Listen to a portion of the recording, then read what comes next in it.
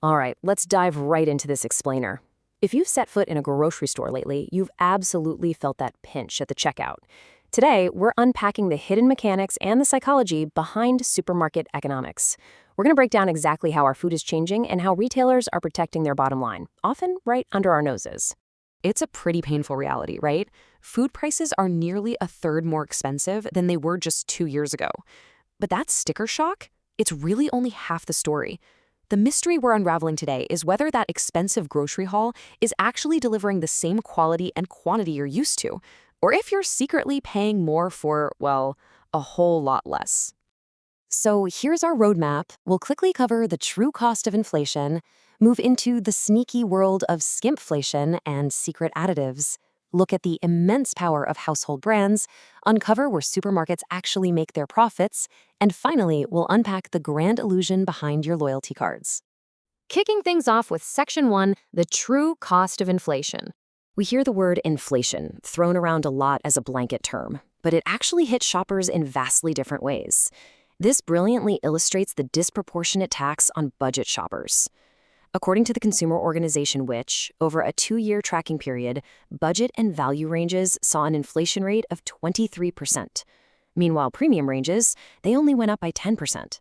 To put that into perspective, if you bought a 50-pound basket of budget goods last year, it now costs you 15 pounds more. But if that exact same 50-pound basket was filled with premium products, it would have only increased by a fiver. It's a severe squeeze on folks already on the tightest budgets. Because supermarkets make so little margin on the absolute basics, they're forced to raise those prices quickly or face taking a loss. Moving on to Section 2, skimpflation and secret additives. Now, skimpflation. This is the quiet reduction of expensive ingredients without altering the packaging or giving the customer a heads up. Check out this comparison for Ella's Kitchen sweet corn mash baby food. On the older recipe, you've got sweet corn at 29% and milk at 20%, delivering 71 calories per 100 grams. But on the new recipe, they quietly dropped the sweet corn to 19% and the milk to 13%. The overall calories fell to just 56. Yet, while these expensive ingredients and vital nutritional calories were slashed, the price of this baby food actually went up by 20p. The manufacturers claim it was a texture change for growing little ones, but food technologists will tell you that dropping milk by a third is just a massive cost-saving measure. And hey, it's not just baby food. Take a look at Tesco's beef lasagna. The 2022 recipe had beef as the main ingredient at 23%. The new recipe drops the beef to 19% and introduces mushrooms. Now, while mushrooms do add flavor and fiber, let's be real, they're a lot cheaper than beef. But this swap creates a brand new problem. When mushrooms cook, a lot of water leaches out. To cover up that extra liquid and keep the lasagna from turning into a soggy mess, manufacturers are forced to rely heavily on our next crucial concept, ultra-processed binders. Enter modified starch. This stuff is an industrial kitchen's absolute secret weapon. It's an ultra-processed food additive designed specifically to bind water and create a heavily thickened texture. Crucially, it doesn't even need heat to thicken, which saves manufacturers a fortune on their electricity bills.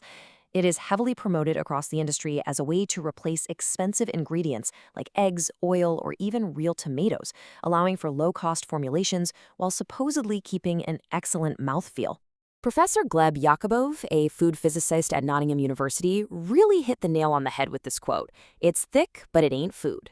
He actually demonstrated how you can take flavored water, or just the watery waste byproduct from chopped tomatoes, mix it with some modified starch, and instantly whip up a thick budget mayonnaise or pasta sauce. It essentially allows companies to maintain their profit margins by selling us thickened water instead of natural, pricier ingredients. Which brings us to Section 3, the power of brands. While budget items are getting quietly reformulated, global powerhouses use our own psychological attachments against us. 58%. That is the staggering 2-year price increase of Hellmann's mayonnaise at one major supermarket, jumping from £1.49 to £2.65.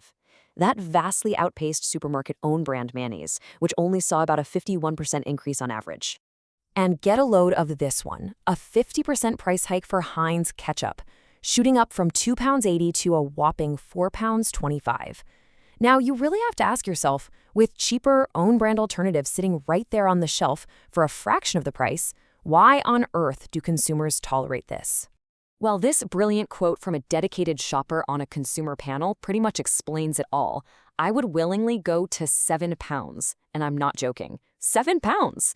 This perfectly illustrates what the industry calls brand leverage. Consumer loyalty to these specific tastes and labels is so deeply emotional and honestly kind of irrational that shoppers flat out refuse to switch.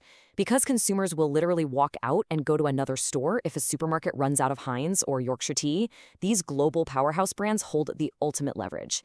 They dictate their prices to the supermarkets. And the crazy part, even if their production costs drop, the Competition and Markets Authority notes they are highly unlikely to bring those prices back down. Let's dive into Section 4, Supermarket Profit Strategies. So, think about it. If supermarkets aren't making big margins on absolute essentials like milk, pasta, and bread, and the big brands are squeezing them on the other end, where is their real money actually coming from? Well, it turns out their entire business model depends on us going off script and ignoring our shopping lists. Supermarkets make their serious margins on impulse buys: the confectionery, the crisps, the alcohol, the soft drinks. The whole psychology of a supermarket is designed as a temple of temptation to make you buy things you don't need. And this strategy completely peaks during the Christmas season. A staggering 40% of a retailer's business can happen during that 6-week festive splurge, where we all happily trade up to premium own-brand mincemeat and specialty items, handing the supermarket maximum profit.